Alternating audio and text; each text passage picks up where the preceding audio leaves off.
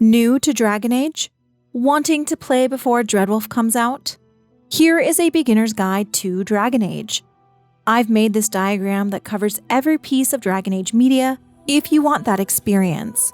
And before you close the video, because this looks overwhelming, I've also broken it down for easier reference. First, if you want to play just the games, here are the necessities: Dragon Age Origins, Dragon Age 2, Inquisition, and the Trespasser DLC. The versions that you can buy now are usually always bundled with the DLCs, so make sure to buy Dragon Age Origins Ultimate Edition, Dragon Age 2 Ultimate Edition, and Dragon Age Inquisition Game of the Year Edition. These are the absolute must for the next game, as Dragon Age as a whole is a continuous story. Each Dragon Age game is its own isolated story within a larger narrative, meaning each game has a new protagonist, new set of companions, and a new story. While each game follows a new protagonist and their story, all three games follow a wider story that takes place in Thedas over several years. If you want the best narrative-driven experience, I recommend starting with Origins. It's a good introduction to the world of Thedas. It has some of the most interesting quests in the series, and it also has great voice acting, great characters, and very heavy choices and consequences. And for being such an old game, the graphics still look pretty decent.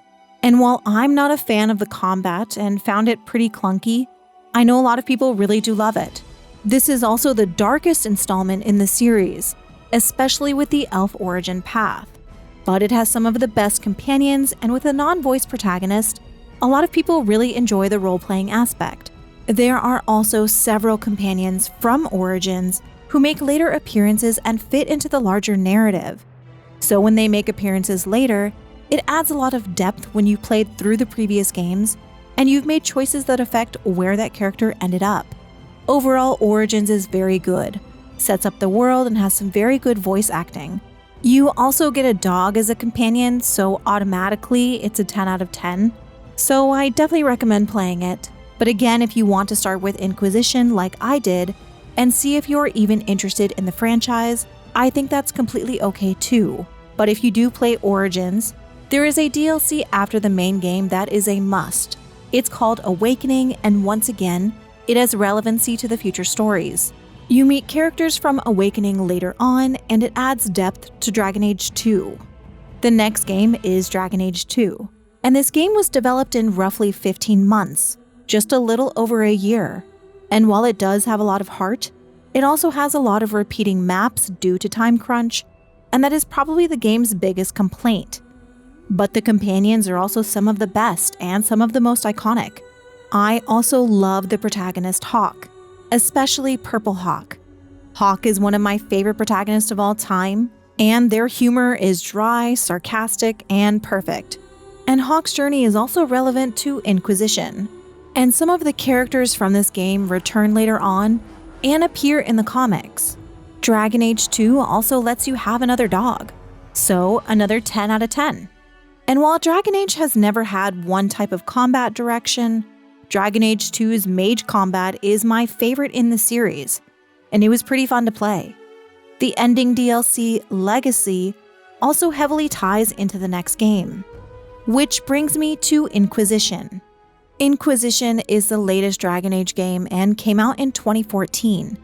It is the prequel to Dreadwolf and will undoubtedly have relevance to the next game, as Dreadwolf seems like an almost direct sequel. So if you don't want to play Dragon Age Origins or Dragon Age 2, or maybe don't enjoy older games, which is how I am, I recommend starting with Inquisition. If you enjoy the story, it's worth going back to play the previous games, so you can shape your own story and outcomes as well. But again, if you don't want to, that's fine too.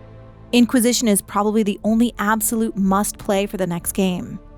Inquisition also won Game of the Year in 2014, so there's a complete Game of the Year edition with all the DLCs right now you can get for free on the Epic Games Store.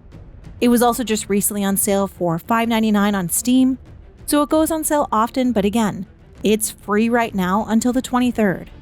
Inquisition has another strong protagonist.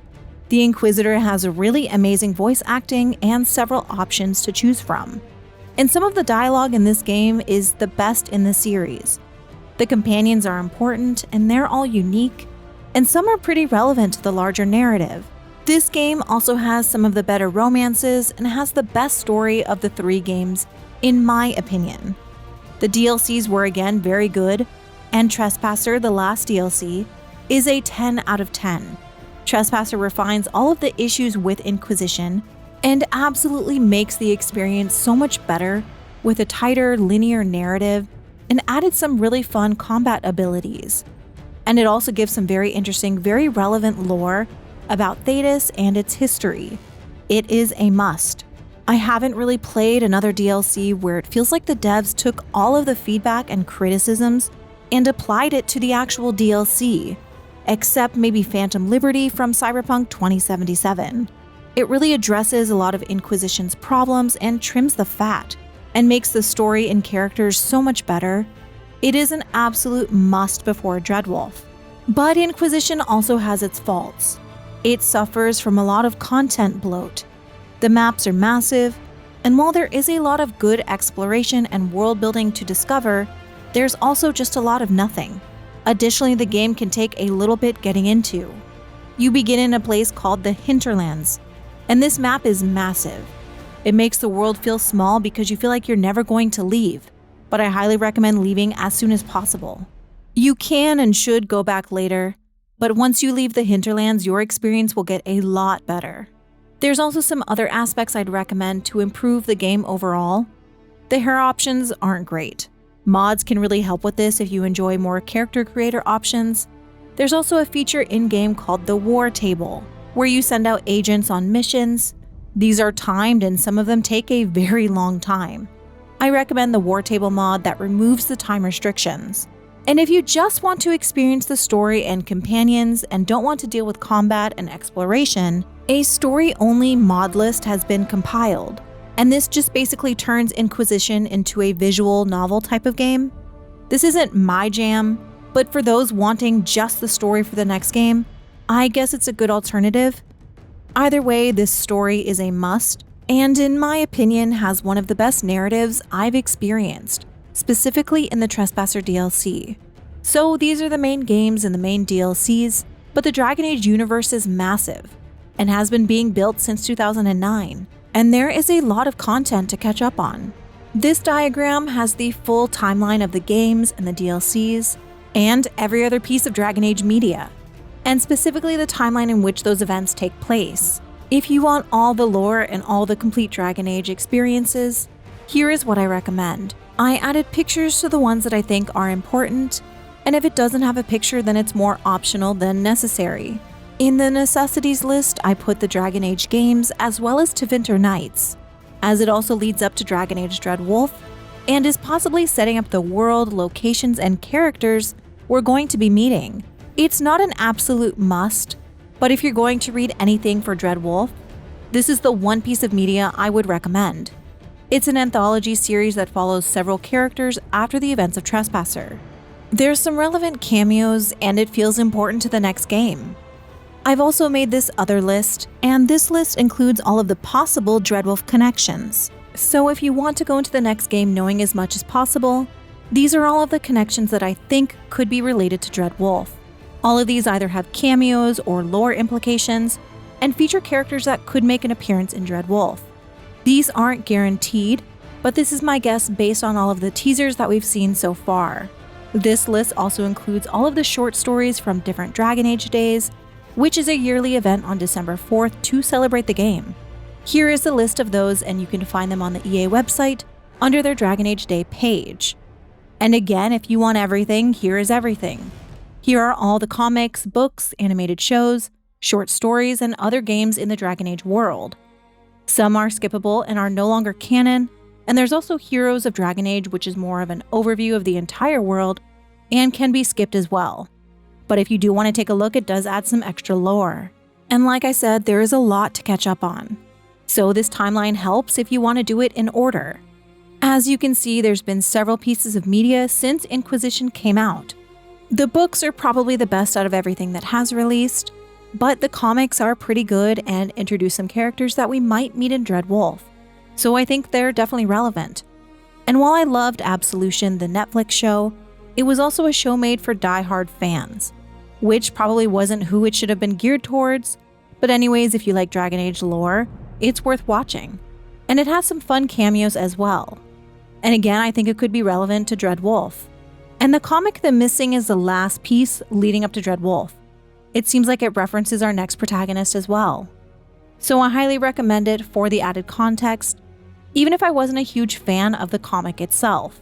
And as of Dragon Age Day 2023, our last piece of teasers before the final reveal is this Thedas Calls clip, and I believe this is taking place during Dreadwolf or right before, and this is introducing several new characters. This Dragon Age Day also revealed these 3 new pieces of artwork of locations we'll probably be visiting in the future game. And that's it. The Dragon Age world is massive. It's full of stories and rich lore, and the complexity of theories and mysteries never end. It's such a complicated world that even I can't keep it straight, and I've read, watched, and played just about everything. But it's a very well-written world. I love Thedas and all the possibilities, and I can't wait to see where they go in the next game. Hopefully we'll find out very soon. And if you're like me and become obsessed, and want to listen to people talk about the lore for hours, I recommend Gil Durthalin's videos and follow her on Twitter as well. There's also Andrea Tia, who has been compiling a bunch of stuff for Dreadwolf's release. They've both got some amazing content, and I've watched every single one of Gil Durthalin's videos more than once.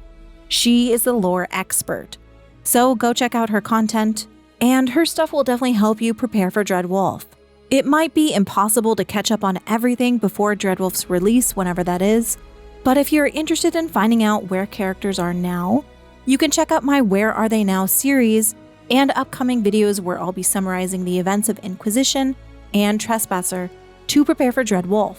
It's a great world, and if you're a Mass Effect fan, expect to run into some Easter eggs. There's quite a few. And I will list everything below for the list of things I think could be relevant to Dreadwolf, as well as link the full timeline below so you can check it out yourself without having to use a microscope. So let me know if you've played Dragon Age and are excited for Dreadwolf. And if you've played the DLCs or read the expanded material, let me know which ones are your favorites. Thank you for watching, and stay tuned for Dragon Age Dreadwolf Summer.